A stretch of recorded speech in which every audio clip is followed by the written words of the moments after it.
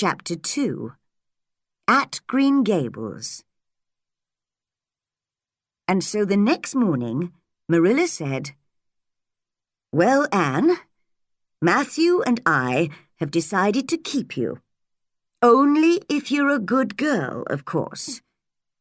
"Why, child? What's the matter?" "I'm crying," sobbed Anne.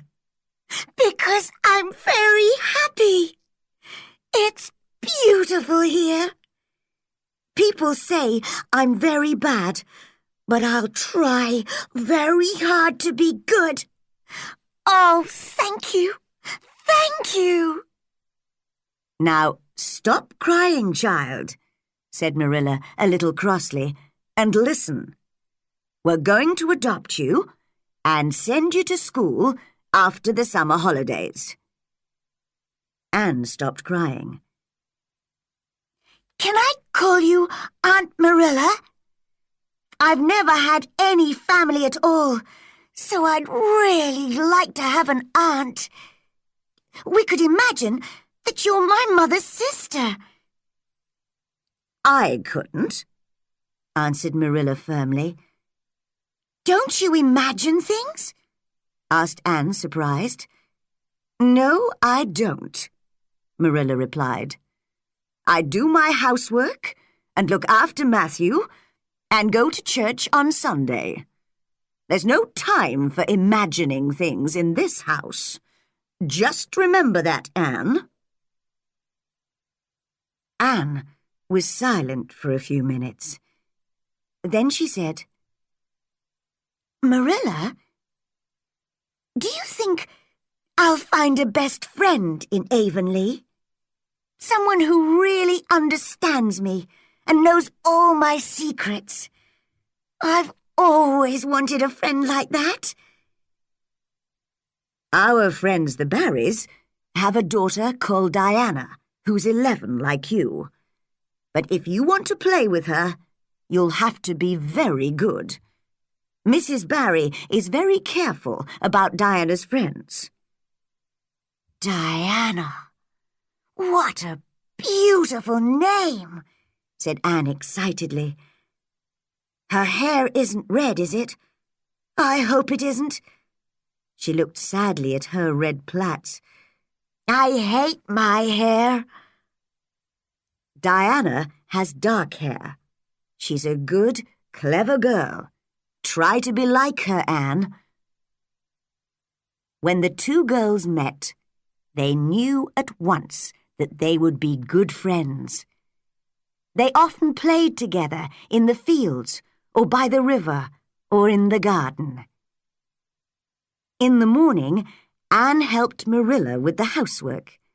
Then in the afternoon, she played with Diana or talked happily to Matthew while he worked on the farm. She soon knew and loved every flower, tree, and animal at Green Gables. The Cuthberts had another friend, Mrs. Rachel Lynde. She liked to know everything that was happening in and around Avonlea. She was very interested in the Cuthberts' little orphan girl. So one day, she visited Marilla. "I was very surprised to hear about the child," she told Marilla.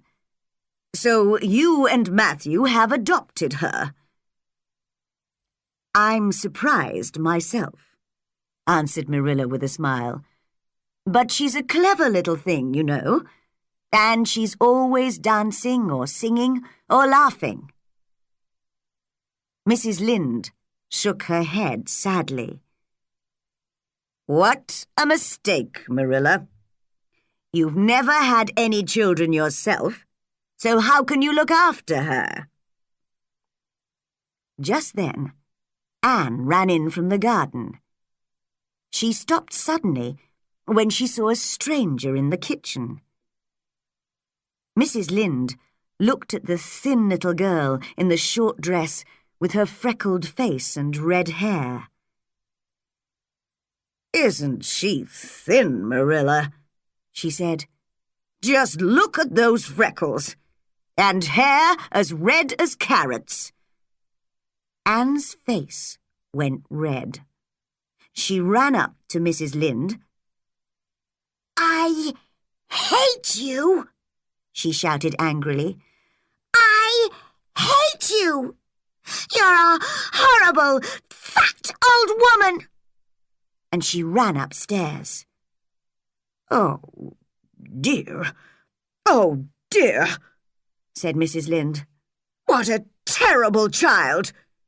You'll not have an easy time with her, Marilla." "You were rude to her, Rachel?" Marilla replied, before she could stop herself. "Well," said Mrs. Lynde. She got up and walked to the door. "I think this orphan is more important to you than I am. When I think how long we've been friends, you'll have trouble with her, I can tell you. Well, I'm sorry for you, that's all. Goodbye." Marilla went upstairs to Anne's room. The child was lying on her narrow bed, sobbing loudly.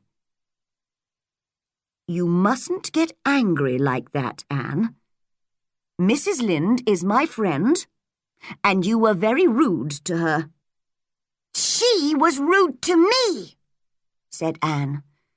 "She said I was thin and freckled and red-haired. It was very unkind." "I understand how you feel," said Marilla, "but you must go to her and tell her you're sorry." "I can never do that," said Anne firmly. "Then you must stay in your room and think about it. You can come out when you agree to say that you're sorry." Anne stayed in her room all the next day. Downstairs, the house was very quiet without her. That evening, while Marilla was busy in the garden, Matthew went up to Anne's room. The child was sitting sadly by the window. "Anne," he said shyly, "why don't you say you're sorry? Then you can come down and we can all be happy." "I am sorry now," said Anne. "I was very angry yesterday. But do you really want me to—" "Yes, do, please. It's lonely downstairs without you. But don't tell Marilla I've talked to you." Marilla was pleased to hear that Anne was sorry. Later that evening, when she and Anne were in Mrs. Lynde's warm kitchen, Anne suddenly fell on her knees. "Oh, Mrs. Lynde," cried the little girl, "I'm very sorry. I can't tell you how sorry I am, so you must just imagine it. I am a bad girl, but please say you will forgive me. I'll be sad all my life if you don't." "She's enjoying herself," thought Marilla, watching Anne's face. "She doesn't look sorry at all, but happy and excited." But Mrs. Lynde said kindly, "Of course I forgive you." And later she said to Marilla, "Perhaps you're right to keep her. She's a strange little thing, but I think I like her."